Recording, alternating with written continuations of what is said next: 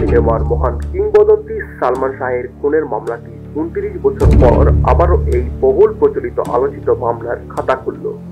কেন এতদিন পর এই মামলাটি খুনের মামলা হিসেবে নাম পেল? কেনই বা এতদিন একে আত্মহত্যা বলা হচ্ছিল? সালমান শাহের আসল নাম ছিল শাহরিয়ার চৌধুরী ইমন। 1992 সালে 20 ডিসেম্বর সালমান শাহ ও তার স্ত্রী সামিরা গোপনে বিয়ে করেন। যদিও বিষয়টি প্রেমের ছিল, বিয়ে মাত্র 3 বছরের মধ্যেই এই প্রেম নিয়ে প্রশ্ন ওঠে। অভিনেত্রী শাবনূরের সাথে সালমান শাহর অতিরিক্ত ঘনিষ্ঠতার কারণেই অনেকেই সালমান শাহকে এর জন্য দায়ী করে। তার পরপরই সালমান শাহের রহস্যজনক মৃত্যু। একদিকে ছিল পারিবারিক টানাপোড়েন, অন্যদিকে ছিল দাম্পত্য জীবনের জটিলতা। বিখ্যাত অভিনেত্রী রাজীবের স্ত্রী এক সাক্ষাৎকারে জানান, বেডরুমে যেদিকে ভাবি মাথা দেন, জাস্ট চোখটা খোলার সাথে সাথে যেখানে চোখ পড়বে ওখানে এরশাদ সাহেবের বিশাল একটা ছবি। এটা নিশ্চয় একটা ইয়াং ছেলে এসে তার মার সাথে অমুক সম্পর্ক, তার কানে কানে ঘুরে বেড়ায় বিভিন্ন পত্রিকায়, সে শুনে ব্যাপারটা তার ভালো লাগতো না, লাগার কথা। ওনার একটা পার্সোনাল সম্পর্ক ছিল তখনকার বা তার আগের যিনি রাষ্ট্রনায়ক ছিলেন। জানা যায় এই বিষয় নিয়ে সালমান শাহ ও তার মায়ের মধ্যে একাধিক বিরোধ এবং হাতাহাতির ঘটনাও ঘটেছিল। চলচ্চিত্র জগতের অনেকেই বলেছেন মা ছেলের মধ্যে ঝগড়া ছিল নিয়মিত।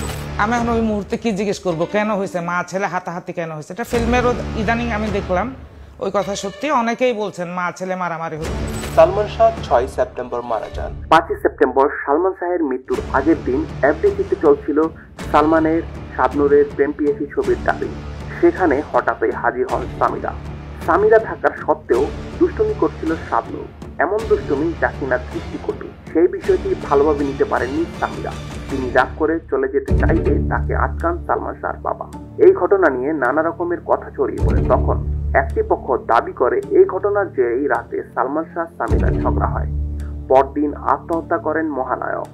সালমান শাহ নাকি এর আগেও 3 বার সুইসাইড অ্যাটেম্প্ট নিয়েছিল বলে জানা যায়। সামিরা প্রথম থেকেই সালমানের মৃত্যুকে আত্মহত্যা বলে দাবি করে আসছিল, কারণ লাশটি সিলিং ফ্যানে ঝুলন্ত অবস্থায় পাওয়া গিয়েছিল।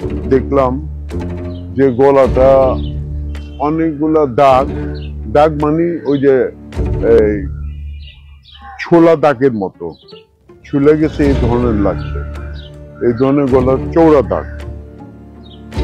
খুব খারাপ লাগলো, এত নুরানি চেহারা সালমান শাহের বাবা নিজে ম্যাজিস্ট্রেট থাকা সত্ত্বেও তিনি আত্মহত্যার মামলা রমনা থানায় নিয়ে এসেছে।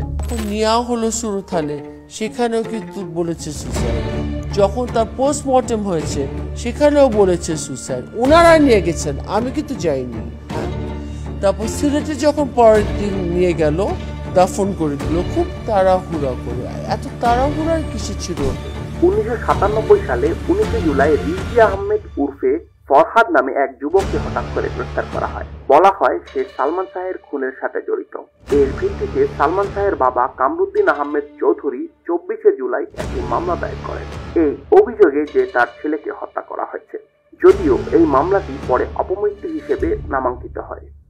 1997 সালে 25 নভেম্বর সিআইডি প্রতিবেদনের ভিত্তিতে সিএমএম আদালত সালমান শাহের মৃত্যুকে আত্মহত্যার রায় দেয়, কিন্তু সালমান শাহের পরিবার আবারও মেনে নিতে পারেনি।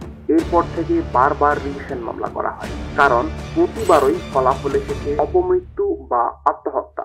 এই মামলা চলাকালীন সালমান শাহের বাবা মারা যান এবং তার মা মামলাটি চালিয়ে যান। প্রায় 29 বছর পর এই মামলাটি খুনের মামলায় নাম পায়।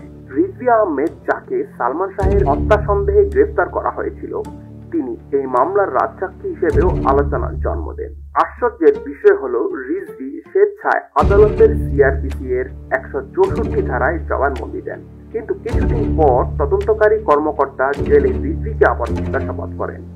তখন তিনি হঠাৎ সবকিছু অস্বীকার করেন। রিজভিকে কয়েকদিন পর জামিনে মুক্তি দেওয়া হয়। রিজভি পরে দাবি করেন যে তিনি নীলা চৌধুরীর আদেশে এই জবানবন্দি দিতে বাধ্য হয়েছিলেন। তো নীলা চৌধুরী ওই জিনিসটাই আমাকে ইউজ করাইছেন যে তুমি ওই পরিচয়, তুমি যেহেতু আমার আত্মীয়, যেহেতু লেলিনকে আমি ছোটবেলা থেকে এত বড় করেছি, তো ওই হিসাবে আমি এই কেসটা সাজাচ্ছি, তুমি কোথায় আসো, চলে আসো। ওনার মূল টার্গেটটা ছিল কিন্তু আপনার আজিজ মোহাম্মদ ভাইয়ের উপরে, কিভাবে ওনার কাছ থেকে বড় টাকার অঙ্ক আদায় করা যায়, ওনার টার্গেটটা ছিল। উনি আমাকে শুধু এতটুকু বলেছেন যে তুমি বাচ্চা মানুষ, তুমি এত কিছু বুঝবা না, আমি যেটা করছি এটা আমাদের ভালোর জন্যই করছি, তুমিও সেলিব্রিটি হয়ে যাবা। আর্থিক প্রবণ ওনার টার্গেট ছিল ওই আমলে 1997 এর কথা, তো যে অ্যামাউন্টটা যদি আসে তাহলে তোমাকে 50% দেওয়া হবে। তো ওই মুহূর্তে আমি খুব ইমোশনাল ভাবে উনি যা বলেছেন তাই করছি, যা বলেছেন তাই করেছি। এরপর সর্বশেষ 2020 সালে পিবিআই এর চূড়ান্ত তদন্ত প্রতিবেদনে সালমান শাহের আত্মহত্যার প্রমাণের জন্য 5টি কারণ দেখানো হয়। বরাবরের মতো সালমানের পরিবার এটিও মেনে নেয়নি। 4 বছর পর এই বছর এটি প্রথমবারের মতো একটি হত্যা মামলা হিসেবে নামাঙ্কিত হয়। প্রশ্ন হলো, এত বছরের অপমৃত্যু হঠাৎ কিভাবে হত্যা মামলায় পরিণত হলো?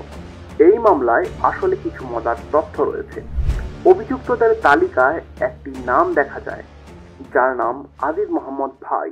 তিনি একজন ব্যবসায়ী। জানা যায় বাংলাদেশে তার প্রতিষ্ঠানগুলোতে লাখ লাখ মানুষের কর্মসংস্থান সৃষ্টি হয়েছে এবং তিনি বাংলাদেশের অন্যতম সর্বোচ্চ করদাতা হিসেবেও পরিচিত। তবে তার নাম ঘিরে রয়েছে নানা বিতর্ক। বিশেষ করে চিত্রনায়ক সালমান শাহের রহস্যজনক মৃত্যুর ঘটনায় তার সম্পৃক্ততা নিয়ে রয়েছে বহু গুঞ্জন। আবার কেউ কেউ মনে করেন কুচক্রী মহল তাকে উদ্দেশ্যমূলকভাবে ফাঁসানোর চেষ্টা করছে নিজেদের স্বার্থে।